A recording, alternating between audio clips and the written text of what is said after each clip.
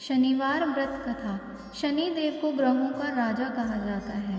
भगवान भोलेनाथ ने इन्हें न्याय के देवता की उपाधि दी है। जो लोग शनिवार का व्रत करते हैं उनको पूजा के समय शनिवार व्रत कथा का श्रवण करना चाहिए। एक समय सभी नवग्रहों सूर्य, चंद्र, मंगल, बुध, बृहस्पति, शुक्र, शनि, राहु और केतु में विवाद छिड़ गया कि इनमें सबसे बड़ा कौन है। सभी आपस में लड़ने लगे और कोई निर्णय न होने पर देवराज इंद्र के पास निर्णय कराने पहुंचे।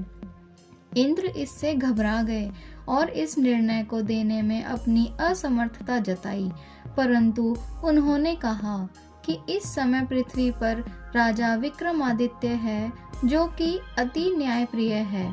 वे ही इसका निर्णय कर सकते हैं। सभी ग्रह एक साथ राजा विक्रमादित्य के पास पहुंचे और अपना विवाद बताया, साथ ही निर्णय के लिए कहा।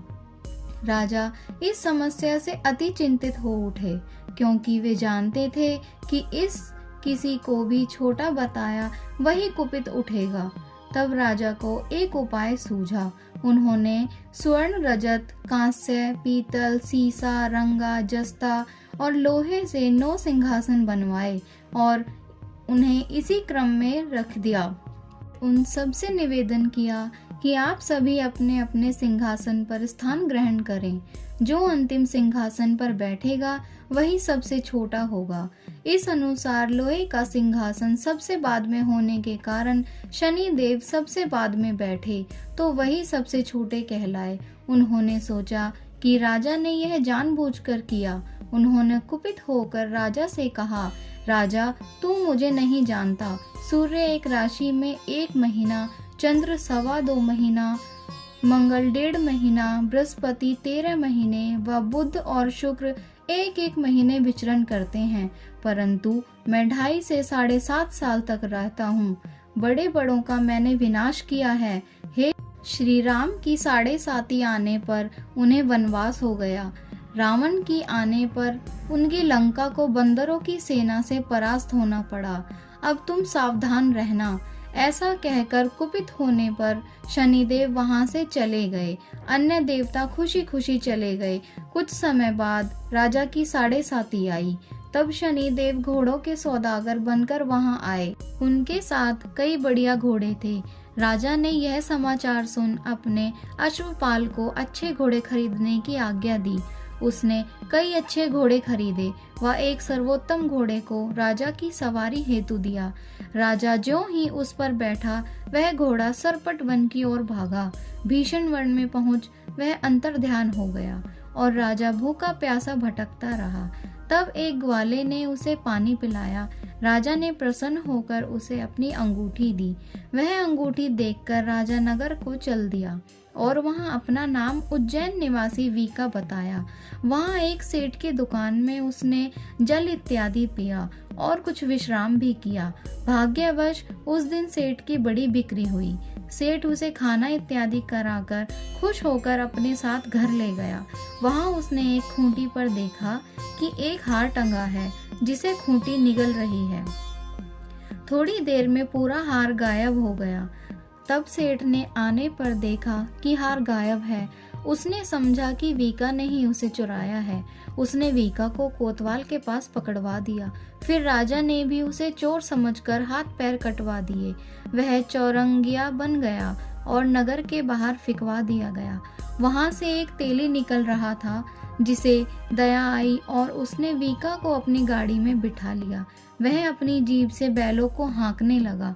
उस काल राजा की शनि दशा समाप्त हो गई। वर्षा काल आने पर वह मल्हार गाने लगा।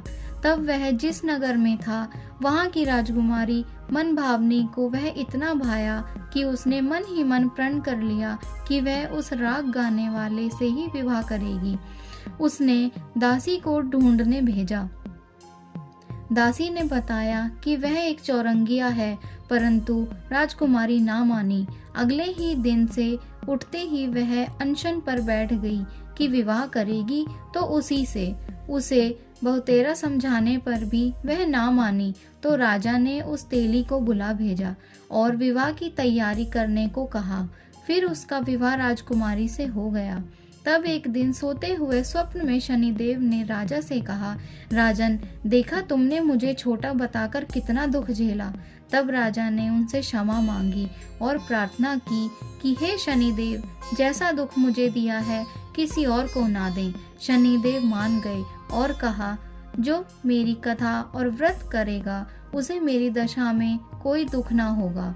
जो नित्य मेरा ध्यान करेगा और चींटियों को आटा डालेगा उसके सारे मनोरथ पूर्ण होंगे। साथ ही राजा को हाथ पैर भी वापस दिए। प्रातः आँख खुलने पर राजकुमारी ने देखा तो वह आश्चर्यचकित रह गई। वीका ने उसे बताया कि वह उज्जैन का राजा विक्रमादित्य है। सभी अत्यंत प्रसन्न हुए। सेठ ने जब सुना तो वह पैरों पर गिरकर क्षमा मांगने लगा। राजा ने कहा कि वह तो शनिदेव का कोप था, इससे किसी का कोई दोष नहीं। सेठ ने फिर भी निवेदन किया कि मुझे शांति तब ही मिलेगी जब आप मेरे घर चलकर भोजन करेंगे। सेठ ने अपने घर नाना प्रकार के व्यंजनों से राजा का सत्कार किया। साथ ही सबने देखा कि जो खूंटी हार निगल गई थी वही अब उसे उगल रही थी। सेठ ने अनेक मोहरे देकर राजा का धन्यवाद किया और अपनी कन्या श्री कवरी से पाणी ग्रहण का निवेदन किया। राजा ने शहर स्वीकार कर लिया। कुछ समय पश्चात राजा अपनी दोनों रानियों मनभावनी और श्री कवरी को सभी उपहार सहित लेकर उज्जैन नगरी को चले। वहां पुरवासियों ने सीमा पर ही उनका स्वागत किया। सारे नगर में दीपमाला हुई। वह सबने खुशी मनाई। राजा ने घोषणा की कि मैंने शनिदेव को सबसे छोटा बताया था, जबकि असल में वे वही सर्वोपरि हैं।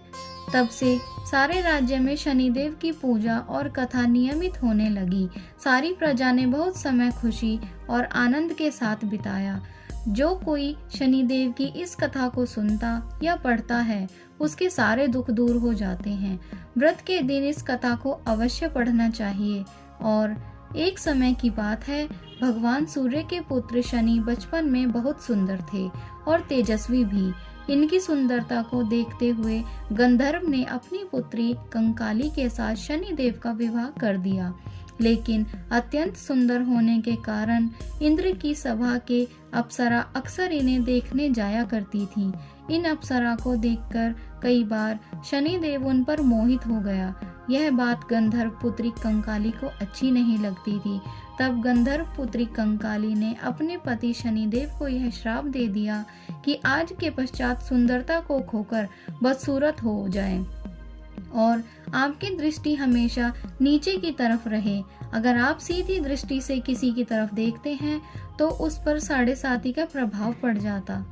तब शनिदेव भगवान की घोर तपस्या के पश्चात भगवान शिव प्रसन्न हुए और बोले, हे सूर्यपुत्र शनि, वर मांगो। तब शनिदेव बोले, सदा शिव शंभु, हम सब पर कृपा करें, हमें सृष्टि पर सीधे देखने के लिए वर दीजिए। भगवान शिव बोले, जो व्यक्ति शनिवार के दिन पीपल के नीचे तेल चढ़ाएगा